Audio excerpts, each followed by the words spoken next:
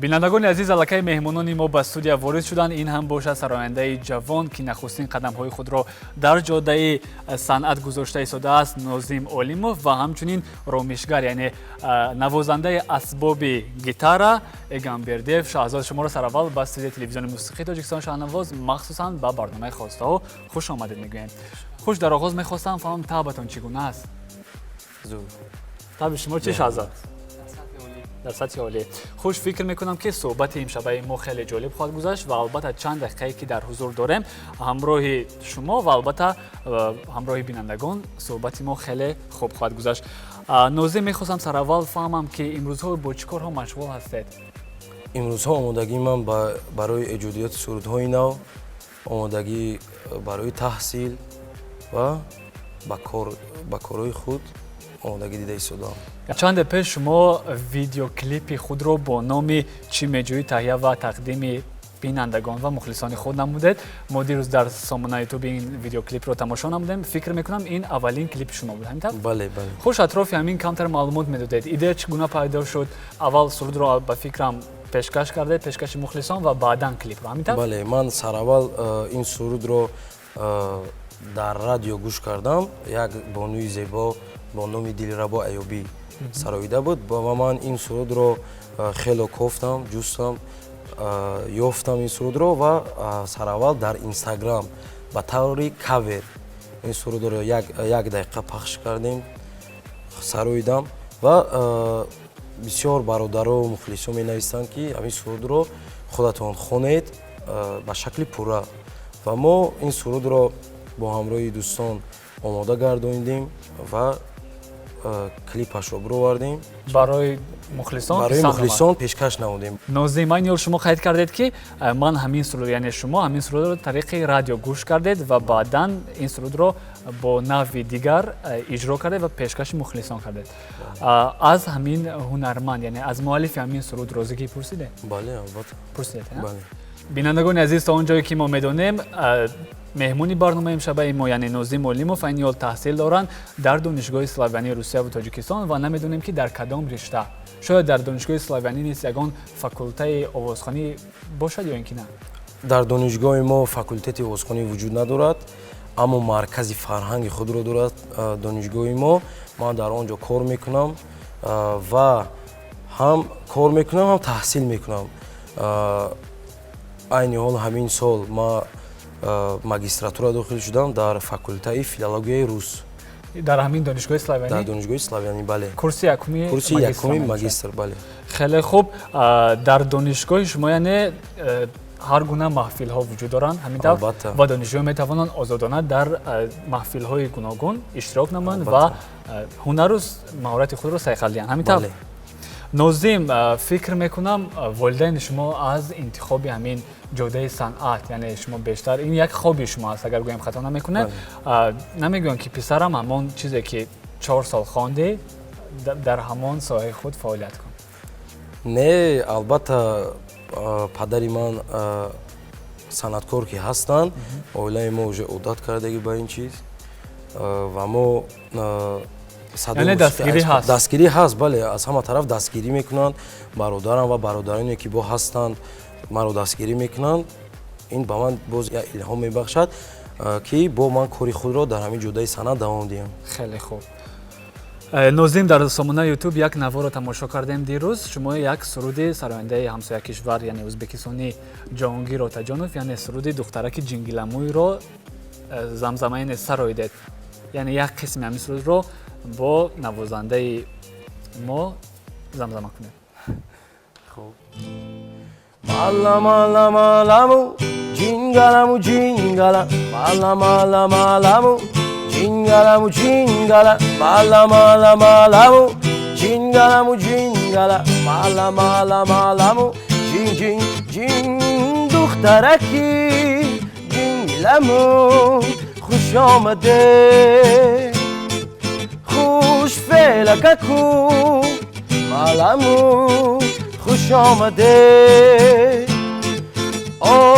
دخترکی جنگلمو خوش آمده خوش فلککو مالمو خوش آمده آفیر چشمی پر خیال زیرکک دار زیبختی جستجو خوش آمده سرف قد و ابرو کمان و گونچلک سفیدکک خندان رو خوش آمده مالا مالا مالامو جینگلمو جینگلا مالا مالا مالامو جینگلمو جینگلا مالا مالا مالامو جینگلمو جینگلا مالا مالا مالامو جین جین جینگلا. саломат бошед нозим. Саломат бошед. беҳтарин. чӣ тавре ки айни ҳол мо медонем шумо ҷавон ҳастед ва фикр мекунам барои шумо кӯмаки устодон лозим аст. ҳамин тавр хуш мегуфтед ки имрӯзҳо бо кадом ҳунармандон бештар фаъолият доред ва киро умуман устоди худ мешуморед? сараввал вақте ки ҳамин сурудхониро сар кардам устоди ман падарам будам ва то ҳозир падарам мемонанд барое ки падарам ва бародарам онҳо маро дар ҷодаи санъат беҳад дастгирӣ зиёд кардаанд чӣ хатогиҳое ки дар суруд мешавад ва чӣ сурудое ки ман эҷод мекунам аввал аз падарам Насрулло Олимов хатогиҳамро ва ё ислоҳ мекунанд ва мегӯянд ки ҳамин суруд мешавад ё не ман ҳамавақт бо фикри падарам кор мекунам ва мусиқинавозон бародароне ки дар гурӯҳи ман ҳастанд онҳо ба кӯмаки мусиқӣ ба ман ёрӣ мерасонанд ва яке аз онҳо дар пеши худам нишастааст Шаҳзодҷон ва он бародарон ҳам беҳад кӯмакашон бисёр мерасад ба ман ва дар хурдии ман бо сурудҳои Аҳмад Зоир ва Садриддини Наҷмиддин калон шудаам. хеле хуб. инчунин бинандагони азиз бояд қайд намуд ки меҳмони барномаи мо яъне Нозим Олимов иштирокчӣ ва ғолиби озмуни телевизионии Овози Тиллоӣ дар соли 2013 мебошад. яъне 7 сол пеш шумо дар ин озмун иштирок намудед ва ғолиб омадед. хуш атрофи ҳамин озмун камтар маълумот медодед? озмун 7 сол пеш дар соли 2013 буд ва ман бори аввал ба ман бародарам тавсия дод ки ман туро ба ҳамин озмун мебарам ва мо тайёрӣ дидем. ман ҳоло намедонистам ки хеле озмун аст ва ман аз шаҳри Турсунзода ягона дар ҳамун сол ягона одаме будам ки аз шаҳри худамон ман лавреати Овози Тиллоӣ 2013 шудам. баъд аз иштироки ин озмун хоҳиши иштирок кардан дар дигар озмунҳо пайдо нашуд? масалан озмунҳои байналмилалӣ вуҷуд доранд ки бештари ҷавонони Тоҷикистон масалан дар Central Asia Got Talent ё ки дигар озмунҳои байналмилалӣ иштирок мекунанд. шумо хоҳиши иштирок кардан дар чунин озмунҳоро надоштед? албатта доштам, аммо вақте ки Got Talent дар ҳамин Тоҷикистон баргузор гардид соли гузашта соли гузашта дар ҳамин Тоҷикистон баргузор гардид ман дер дарак ёфтам ки ҳамин хеле озмун шудааст. ман хабардор нашудам. вақте ки хабардор шудам ва хоҳиши иштирок доштам аллакай якум давр гузашта буд. агар имсол боз ҳамин озмун ҳатман иштирок мекунад. Нозим Олимов инчунин маҳорати ҳаҷвнигориро низ дорад ва яке аз иштирокчиёни фаъоли озмуни телевизионии маҳзар мебошад.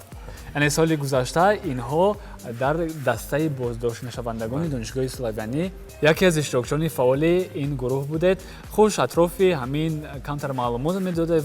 истеъдоди ҳаҷвнигорӣ он аз сурудхонӣ хеле фарқи калон дорад. масалан мо намедонем ки номере ки мо тайёр мекунем мегузорад ба мардум ё ки механданд намеханданд. ҳамаи ин ҳаяҷон аст ва моро дар донишгоҳ маҷбурӣ тайёр карданд.